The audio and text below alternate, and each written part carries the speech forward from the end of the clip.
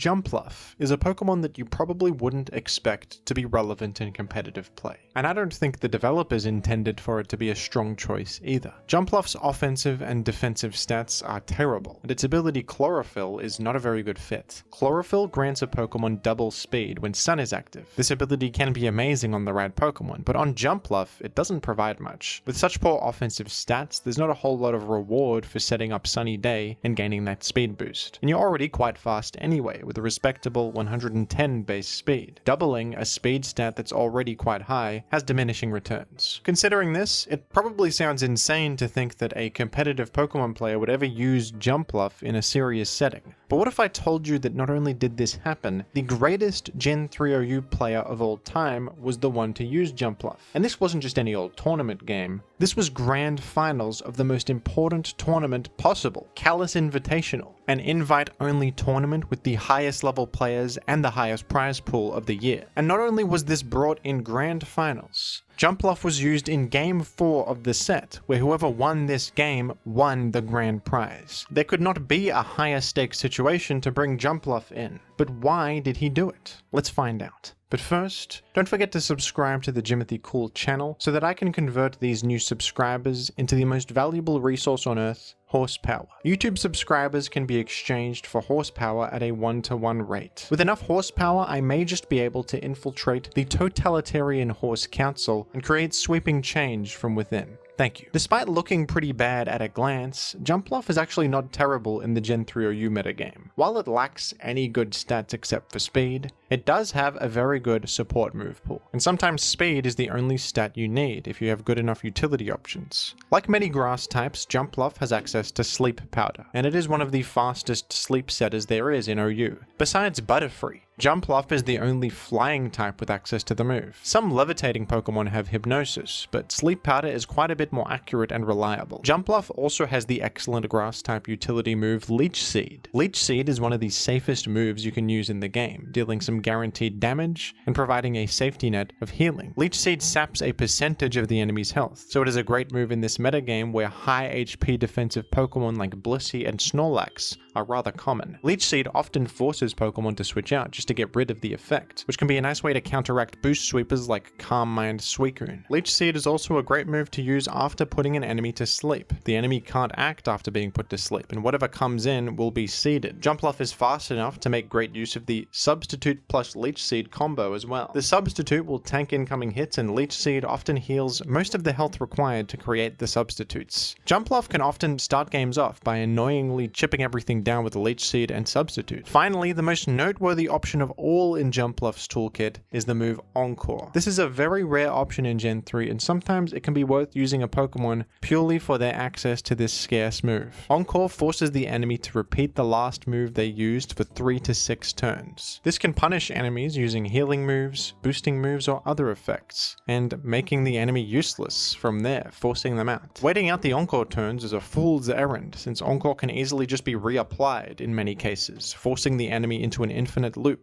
unless they switch out. Simply having a Jumpluff on your team can make your enemy hesitant to use healing or boosting moves, in fear of that Encore punish, and Jumpluff's high speed makes it really effective at abusing this. Jumpluff's typing comes in handy too, since you're immune to enemy Leech Seed and take almost nothing from grass type attacks because of your ×4 resistance. You can come in on a Celebi using Leech Seed and Encore them for free turns, or even a Gengar using Giga Drain. Jumpluff is like a Swiss Army knife of utility, and it also really helps that Jumpluff is a flying type, making it totally immune to spikes. This helps it switch in against stuff in the mid game and keep gaining value for much longer than many other sleep setters can. So Jumpluff is pretty alright, but to bring it in grand finals of Callous Invitational was still an incredibly bold move. This is by no means a top tier choice, and it has its issues. Jumpluff is very exploitable defensively, and most things that it wants to switch in against to punish with Encore can just one-hit KO it if they predict correctly. ×4 weakness to Ice is one of the worst weaknesses you can have,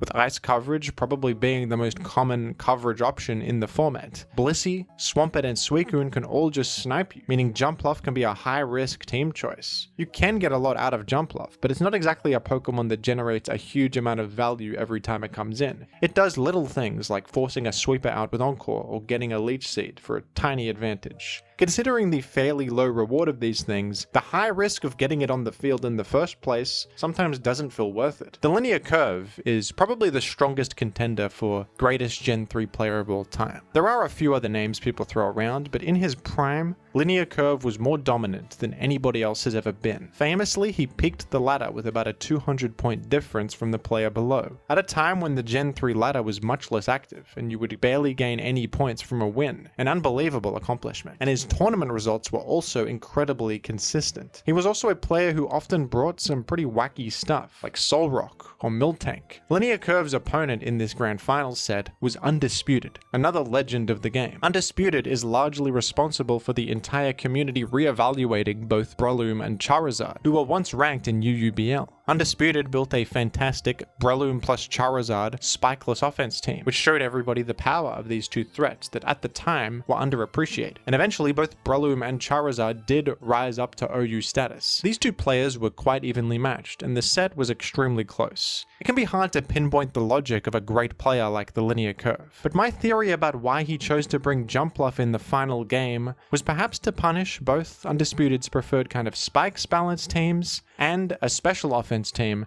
at the same time. In the first game, Undisputed used this strange, sandless, spikeless balance team, with Carmine, Jirachi, and Suicune as the win conditions. In Game 2, Undisputed brought a Dugtrio special offense, also with a Suicune as one of the primary win conditions. And in Game 3, Undisputed brought a more mid-range Forretress Spikes team featuring a Venusaur. All of these team choices can kind of be punished by Jumpluff in some way. Against the first team, Jumpluff's Encore would have been quite useful against both Carmine Jirachi and Carmine Suicune to stop their sweeps. Jumpluff also has an entry point against Claydol and can freely go for that annoying sub-seed combo from there. Against special offense, Jumpluff can once again stop the Suicune from sweeping, and also Jumpluff can halt the momentum of such a fast-paced team. Special offense teams want to be applying pressure at all times, but Jumpluff is able to outrun many of their threats, put them to sleep, or even just use Encore to force them out. And Venusaur is another Pokemon quite punished by Jumpluff. Jumpluff can make it really difficult for Venusaur to make progress and get its game plan going, since it's immune to Leech Seed and also ×4 resists Grass. Maybe the linear curve noticed all these things and loaded up a Jumpluff team in the final game, since he thought it had a good chance of getting some value in punishing Undisputed's team building tendencies. Funnily enough, in the final game, the Jumpluff didn't have the best matchup. Linear Curve matched up against a Forretress plus Moltres build, and Moltres was quite a threat. With Jumpluff taking up a team slot that could be better spent on another Pokemon that helps more against Moltres, not really having much to show for it since there isn't anything significant to punish with Encore,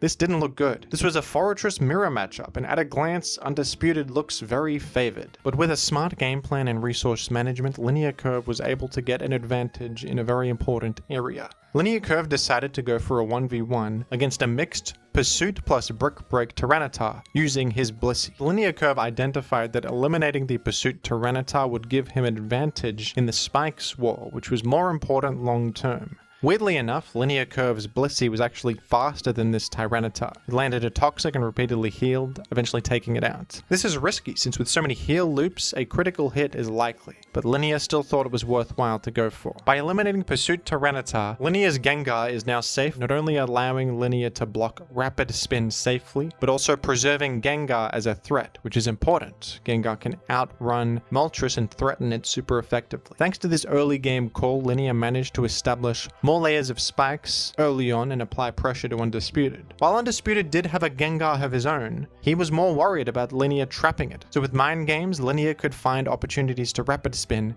himself. The Jumpluff did not hit the field for 56 turns, until it was revealed by a Moltres using Roar and forcing it in. Linear made use of Encore here by forcing Moltres to Roar again and returning to the safety of its Pokeball in this unfortunate matchup. Later, Undisputed attempted to take out Linear's Pursuit Tyranitar as well, as a way to preserve his own Gengar, by hitting it with a Hidden Power Grass from Moltres. But thanks to a Thunder, bringing Moltres extremely low, Undisputed's most powerful threat was now almost gone. Perhaps this exchange was not worth it. Undisputed made a fantastic play to try and claw back into the game. A surprise Focus Punch against the enemy Blissey healing up. At this point, Focus Punch had not been revealed for the entire game, and it caught Linear completely off guard. effectively eliminating his Blissey. Then a crazy sequence of decisions happened. Linear correctly used spikes with his Fortress, expecting Gengar to come in and try to block Rapid Spin, now that his Tyranitar was eliminated and there was no risk of trapping enemy Gengar. Since Fortress is paralyzed, it cannot be burned, and it stays for a couple turns, just dealing tiny chip damage with Hidden Power Bug. This conditions Undisputed to want to Thunderbolt rather than Will-O-Wisp, and Linear squeezes in a switch to Swampert, using that. He then tanks the Giga Drain, putting Swampert in Torrent range and hits Gengar with a huge Hydro Pump. Linear can then sacrifice his low health Fortress to get Gengar in, and Undisputed all of a sudden is in a really bad spot with Gengar so low. Undisputed is forced to sacrifice his own low Swampert to get Blissey on the field, the only thing that has a chance to answer Gengar, stepping on those 3 spikes that Fortress set before to do so. Then Linear goes for the surprise Taunt, which also was not revealed for this entire game up to this point, denying Blissey's healing and basically sealing its fate. With Moltres, Blissey, and Gengar so low, now Linear Curve has somehow found a strange path towards victory in this matchup that seemed so horrible. Understanding the value of keeping Gengar safe by eliminating Undisputed's Tyranitar early on was a huge factor here, because Linear's Gengar in this endgame was extremely threatening. And who else to seal the most important and intense game of Linear Curve's entire career but Jumpluff? After Gengar cleaned things up, only a Moltres remained. This Moltres can easily KO the Swampert from here, but Jumpluff hit the field. Without this Jumpluff, Linear Curve would have still lost, but Jumpluff used Leech Seed and fainted in the process, setting up for the Swampert Slam Dunk. One final Protect to finish off Moltres after Leech Seed and Sand damage. This is one of the most intense back and forth Pokemon sets I have ever seen, and this final game was the peak of it all. The Jumpluff was an insanely brave choice that you can kind of understand given the way this set transpired. And despite a pretty bad matchup for Jumpluff, Linear still found an avenue to win, and even to get some use out of the little guy. Maybe the Jumpluff was also impacting the mind games during this entire game. After Jumpluff is revealed, it becomes more dangerous to ever click grass moves, since Jumpluff can enter and punish that with Encore. In any case, this Jumpluff made history on that day and earned the Linear Curve the grand prize of the highest stakes and highest level Gen 3 OU tournament of all, with winnings of $610.